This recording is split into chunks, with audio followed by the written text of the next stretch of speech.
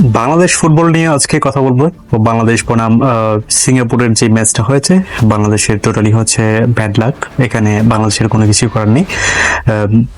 হামজা, সুমিত সোম, রাকিব, ফাহমিদুল এবং তরিকুলরা যেভাবে খেলেছেন, তারিক গাজী, তারা যেভাবে খেলেছেন, তারা খুব দুর্দান্ত পারফরমেন্স করেছেন। কিন্তু বাংলাদেশের যেই বড় বড় সুযোগ তৈরি হয়েছিল, সেই সুযোগটা কিন্তু হচ্ছে স্ট্রাইকারের অভাবে অনেকটাই হচ্ছে কাজে লাগানো যায়নি। কিন্তু তারপরে হচ্ছে দিন শেষে বলা যায় যে এটা একটা ব্যাড লাক। আরেকটা হচ্ছে স্ট্রাইকার এবং হচ্ছে শেষ পর্যন্ত একটা পেনাল্টিও কিন্তু রেফারি সেটা দেননি। এবং হচ্ছে এই জিনিসটার দিকে যদি আমরা লক্ষ্য করি যে বাংলাদেশের ফুটবল আসলে কোন পর্যায়ে চলে আসছে, আজকে আমরা দেখি যে হচ্ছে বাংলাদেশের একটা সময় ছিল বাংলাদেশের আলট্রাস ফুটবল ফ্যান ছাড়া আর কেউ হচ্ছে সচরাচর আর কেউ হচ্ছে স্টেডিয়ামে যেত না।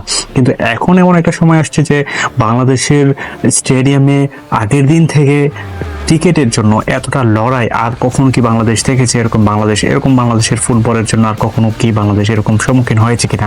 সেটা অবশ্যই না। বাংলাদেশের যে ফুটবলের উত্থান, সেটা কিন্তু হচ্ছে হামজা, সুমিত এবং হচ্ছে ফাহমিদুলদের হাত ধরে অবশ্যই পরিবর্তন হবে, সেটা সবারই বিশ্বাস ছিল। এবং হচ্ছে আজকে সেটা করেও দেখিয়েছেন তারা। আর সেই জায়গা থেকে বাংলাদেশের ফুটবলের যেই একটা অগ্রগতি, সেটাই কিন্তু আজকে বাংলাদেশের দর্শকরা দেখতে পেয়েছে।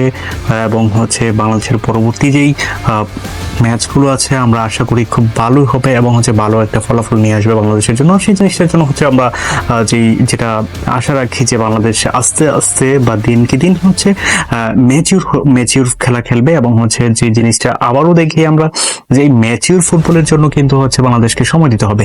হামজা, সুমিত এবং ফাহমিদুলদেরকে সময় দিতে হবে, আর একটু সময় দিতে হবে। এবং আমাদের মনে হয় আরেকটু সময় দিতে হবে।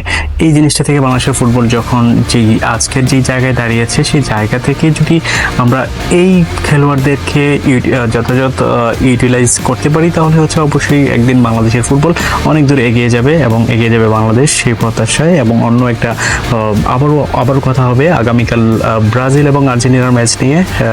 আমার পেজে থাকুন এবং আপডেটটা অবশ্যই দেবো। এবং হচ্ছে স্পেশালি আর্জেন্টিনা এবং ব্রাজিলের ম্যাচ নিয়ে স্পেশালি একটা বিশ্লেষণ আসবে।